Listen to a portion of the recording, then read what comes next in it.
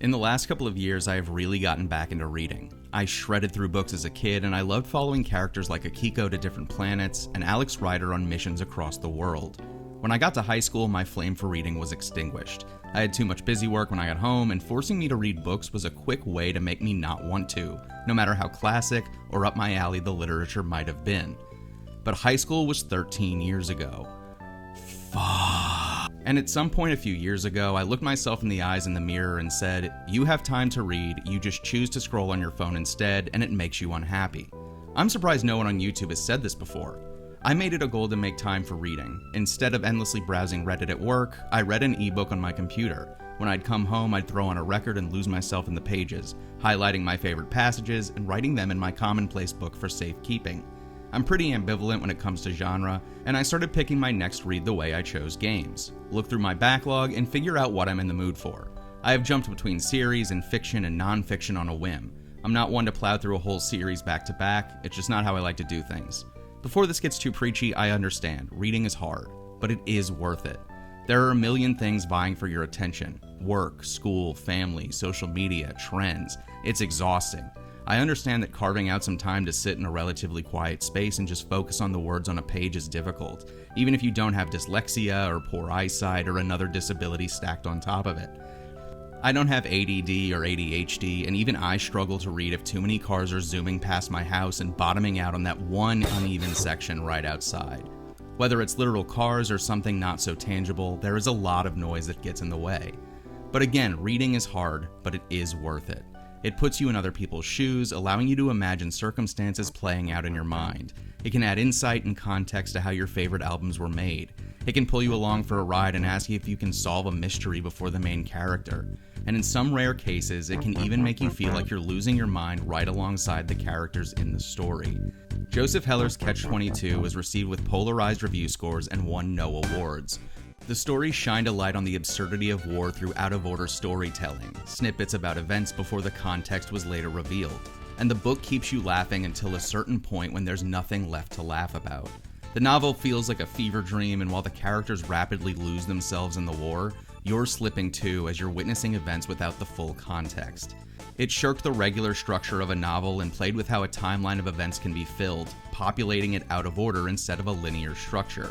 It didn't hit well with everyone, but over time the book became so influential the title itself worked its way into the greater lexicon to explain a damned if you do, damned if you don't situation.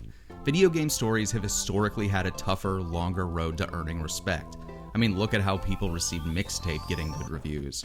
Of course, when interactive media first hit the scene and looked like Pong, gripping narrative was the last thing on anyone's mind. No one was wondering about the paddle's desires or motivations. But the purpose of narrative in games has remained controversial and polarizing. Games like Zork that laid the groundwork for video game storytelling were essentially all narrative and no graphical output, telling the player to type commands to get descriptions of the world around them and the results of their actions. But noted Doom game developer John Carmack, who cared about nothing but the tech involved in making good games, likened video game stories to the threadbare stories in adult films, the necessary link to the action.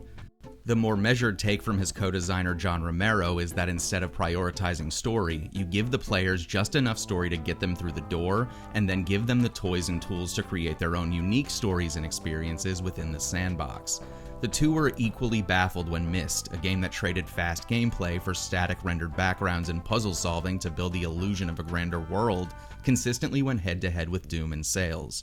We are more than 30 years removed from Doom and Myst, and the value of stories in video games is still argued on a near constant basis, while the conflict between what happens in gameplay and in the story remains a hot topic. Ludonarrative dissonance. But I'm not here to argue the merits or shortcomings of Naughty Dog games or fill-in-the-blank video game you have strong opinions about. As a growing art form rapidly becoming unshackled by hardware limitations and the internet making sales success more democratized than ever, it is more accessible than ever for anyone to go out and harness the power of the medium to tell a story in a way that supports the goal more than a linear medium like text or video allows. A book can only happen one page at a time. Software can be anything. It can even be a book. By allowing user input to take full agency of an avatar on screen, you are allowing a user to directly see the results of their actions. It creates a deeper relationship with what is happening on screen. I'm also not here to say that every game needs to have a story.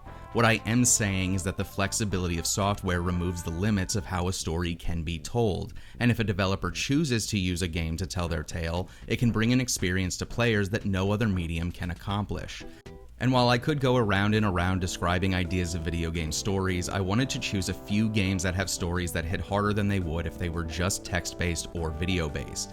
They're going to seem very unrelated because they are, but bear with me as they all do something unique with the medium, even if it's subtle. Let's start off with a newer game, one in a genre that is growing rapidly and doing some really interesting stuff. Fake OS games let you log onto a fictional operating system and interact with software inside of a sandbox. The first instance I remember seeing of this was A Normal Lost Phone, where you uncover whose phone you found by exploring the messages and files stored on it. Another popular one is Hypnospace Outlaw, where you play as a content cop slowly destroying online communities as you censor and take down posts and images that violate the terms of service. But recently a game you might have already heard of is called Forbidden Solitaire. It takes this concept of a fake operating system and uses it to tell two conjoined stories at once. When you log on, you're greeted by a slim bootleg Windows-looking desktop with just a few icons on it. While there isn't much to do on this OS, it serves an important role in the story. You, the user of the computer, found a copy of the game Forbidden Solitaire for $2.99 at a thrift store, and you're excited to take it home and play it, because you and your in-game sister's parents wouldn't let you play it when it came down in the 90s. As the disc spins up, your sister Emily starts messaging you and sending you news clips and articles about the game's controversy, the satanic panic in full effect. There's no reason for it to be this violent. It's f***ing solitaire! It all seems pretty harmless, the outrage a relic of its time. Besides, in the current year, the dated graphics are less scary than they are goofy and nostalgically endearing. You can see scarier stuff on the news than pre-rendered wizards and skeletons, VGA graphics, and compressed FMV video. In the in-game game, you are literally just playing solitaire to open doors, fight enemies, and stealthily move around on your quest to earn immortality. The messages from your sister begin to tell a different story. The studio covered up a self-inflicted death in the studio, and you, the player, are becoming more and more distant as the game begins to consume you. As the rounds of solitaire progress, the information revealed by your sister is starting to explain why the game is starting to feel more sinister than just solitaire. It's honestly more campy and tongue-in-cheek than it is outright scary, but it's the kind of parallel and layered storytelling that only a video game of this nature can accomplish. You're progressing through a dungeon while messages pop up on screen, allowing you to experience both halves of the story at once. Unless you go full SpongeBob mode and split your eyesight like a gecko, you probably aren't reading a book that is telling two stories at the same time. And by the end, the two end up coming together in one fun, final bit. But no spoilers. Next up is Earthbound, one of my favorite games. The iconic cult classic coming-of-age RPG that pits a ragtag team of kids who don't know one another against the being that controls the world's darkest impulses, Gygas. Some of the hardest parts of the game come early on when you are only fighting as Ness by himself, against street gangs, robots, and aura-farming crows. But as you overcome the challenge, you gain more partners and suddenly you're splitting the workload as a party. You're spreading the damage across the team and you're fanning attacks against other groups of enemies. But one of the major story themes in Earthbound is relationships and how they shape us. One of the main antagonists is Pokey, Ness's next-door neighbor that comes from a tense, potentially abusive home. His parents are judgmental and critical of others, including Ness's family. It's not surprising that Pokey carries himself the way his father does, talking a big game about how great he is and then cowering when push comes to shove. Paula, on the opposite end, is a young leader in her community, helping her parents raise the students at Polestar Preschool. She is beloved and she is strong. Once you save her from the happy cult, she immediately changes the dynamic of the team. She's a glass cannon and Ness steps into a healer role for her as he tanks hits and heals her. Later on in the game, after you've leveled up substantially and built your team around Paula, she gets kidnapped and you have to regroup now that your main offense is gone. The game forces you to feel the loss of your teammate, mirroring how it would feel if you lose a friend, even temporarily. After all Ness, Paula, and Jeff go through, it feels weird not having her around. As you walk through the many areas of Eagleton, your team looks visibly smaller too, and as you hit sections for photo ops, you feel bad when she isn't there. The same can't be said when Pooh, the fourth and final member, leaves to go train on his own. When he leaves, there is hope that when he comes back, he will be stronger. But when Paula leaves, you don't get that hope. The game forces you to face what losing a team member means in a way that can't be achieved if you watch the same story unfold in a movie, because you as the player feel less equipped to handle the challenge ahead. You can empathize with characters in a movie, but playing it forces you to take on future challenge without a key member of your team. It changes your strategy and forces you to think differently about the road ahead, while also making you wish you still had this important component of your team with you. And when you save her, you feel more protective and never want to lose her again because you know how much is lacking when she is gone. I wanted to end on what I consider to be one of the best examples of video game storytelling there is, Metal Gear Solid 2. And how it, above many other games, takes the medium and designs a narrative that only works if you think you are controlling the action. You don't have to play Metal Gear Solid 1 before you play Metal Gear Solid 2, but you should. Because in a lot of ways, especially on repeat playthroughs, you can pick up on little hints that foreshadow how the game will conclude. As you're playing the game, it feels isolated, like a contained space. Since you are in the middle of the ocean on the big shell, you feel cut off from the outer world, quickly learning the map and shape of the structure. If you do play Metal Gear Solid 1 before 2, things will also start to feel uncanny and familiar. Trading Psycho Mantis's telekinetic abilities for Fortune's unnatural luck at dodging bullets, and Vulcan Raven's chain gun for Vamp's raw knife.